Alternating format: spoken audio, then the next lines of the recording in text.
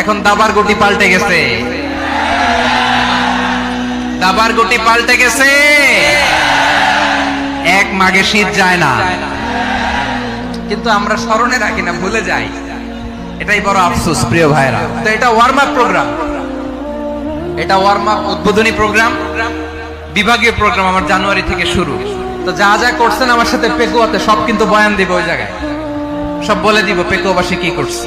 আমি তো ভাবছি পেকুয়ার জেন জি, জেনারেশন জি আমাকে এমন ভাবে রিসিভ করবে, আমার কোনো ব্যাক পেতে হবে না, কষ্ট পেতে হবে না। আমাকে স্মার্টলি তারা স্টেজে রিসিভ করবে, স্মার্টলি তারা সেফ এন্ট্রি সেফ এক্সিট দিবে।